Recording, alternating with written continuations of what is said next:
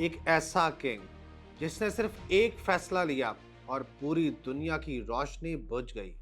America के petrol pumps dry हो गए, यूरोप की इकोनॉमीज हिल गई और लोग लाइंस में खड़े थे सिर्फ फ्यूल के लिए। ना कोई बॉम्ब गिरा, ना कोई वॉर जीती गई, सिर्फ ऑयल रोका गया। और फिर उसी किंग को उसके अपने ही महल में गोली मार दी। ये कोई फिल्म नहीं है, ये रियलिटी है। ये कहानी है किंग फैसल। 1960s का सऊदी अरेबिया आज जैसा ग्लिटरिंग रियाद नहीं था। ना स्काई स्केपर्स, ना मेगा प्रोजेक्ट्स, ना ही विजन 2030। ये एक कंजर्वेटिव ट्रेडिशनल सोसाइटी थी जहां ऑयल तो था लेकिन पावर नहीं थी। और फिर स्टेज पर आता है एक इंसान जिसका नाम था फैसल बिन अब्दुल अजीज। एक ऐसा लीडर जो बचपन से ही अलग था। जब दूसरे प्रिंसेस लग्जरी में जी रहे थे, फैसल को छोटी उम्र में ही डिप्लोमेसी पर भेज दिया गया। सिर्फ 13 साल की एज में उसे लंदन और यूरोप भेजा गया निगोशिएशंस के लिए। सोचिए, एक टीनेजर जो ब्रिटिश एम्पायर के सामने बैठकर अपने मुल्क की रिप्रेजेंटेशन कर रहा है।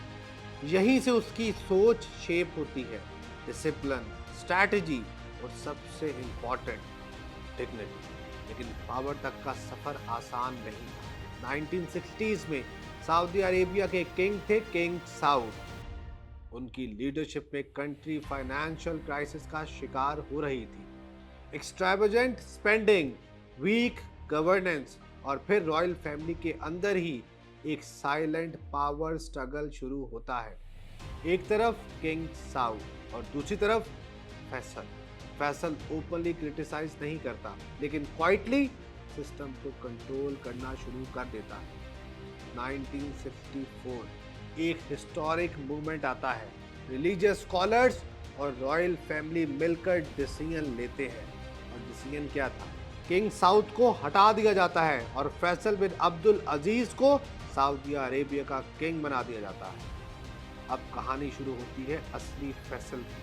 किंग बनने के बाद उसने सबसे पहला काम क्या किया? सिस्टम को डिसिप्लिन किया, करप्शन कंट्रोल की, स्पेंडिंग्स को रेगुलेट किया, इकोनॉमी को स्टेबलाइज किया। लेकिन सबसे शॉकिंग मूव क्या था? सबसे शॉकिंग मूव था एजुकेशन रेवोल्यूशन।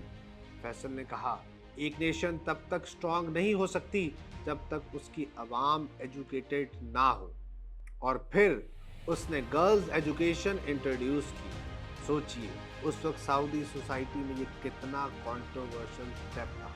ऑपोजिशन इतनी स्ट्रांग थी कि कुछ लोगों ने प्रोटेस्ट भी किए, लेकिन फैसल ने पीछे हटने से इनकार किया। उसने कहा, अगर मेरी बेटी स्कूल जा सकती है तो हर बेटी स्कूल जा सकती है।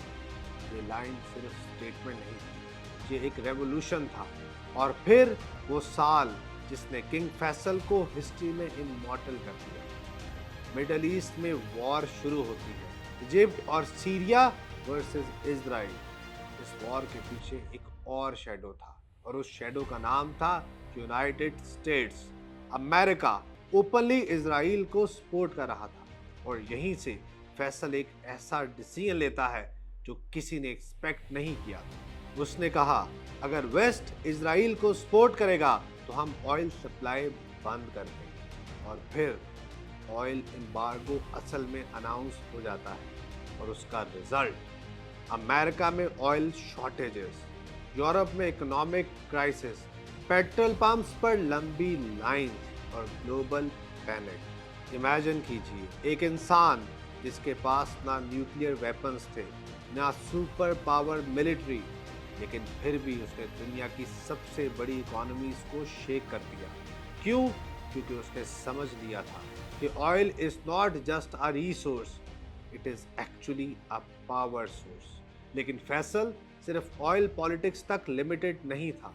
उसका विजन बहुत बड़ा था, यानी लार्जर देन लाइफ। और वो विजन था मुस्लिम यूनिटी। उसने ट्राई किया कि मुस्लिम वर्ल्ड एक प्लेटफॉर्म पर आए। ऑर्गेनाइजेशन ऑफ इस्लामिक कॉपरेशन को स्ट्रेंथन किया, पैलेस्टाइन इशू को ग्लोबल स्टेज पर उठाया और वेस्ट को चैलेंज किया, और वो भी डायरेक्ट। एक दफा उसने अमेरिका को कहा, हम डेजर्ट में रह सकते हैं ऑयल के बगैर भी, लेकिन तुम ऑयल के बगैर नहीं रह सकते। ये सिर्फ एक डायलॉग नहीं था, ये एक वार्निंग थी। लेकिन बदकिस्मती से हर पावरफुल लीडर की तरह फैसल के आसपास भी दुश्मन थे, कुछ बाहर से और कुछ अंदर से।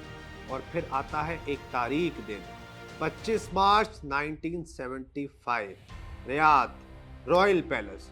एक नॉर्मल मीटिंग चल रही थी, लोग किंग से मिल रहे थे, और फिर एक यंग प्रिंस अंदर आता है, प्रिंस फैसल बिन मुसैद।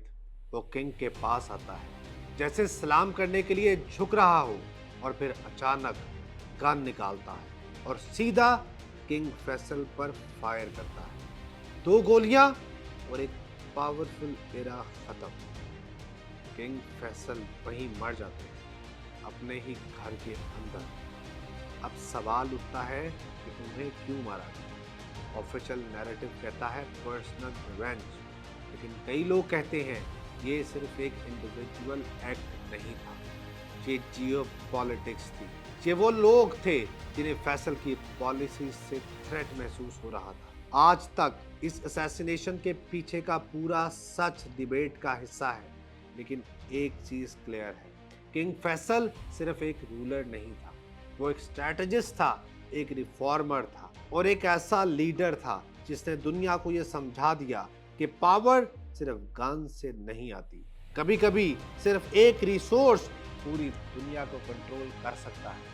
आज जब आप पेट्रोल पंप पर गाड़ी फिल कराते हो या ऑयल प्राइसेस की न्यूज़ देखते हो, तो याद रखना, एक दफ़ा एक किंग ने इस ऑयल को वेपन बनाकर दुनिया का बैलेंस ही चेंज कर दिया। उस किंग का नाम था किंग फैसल।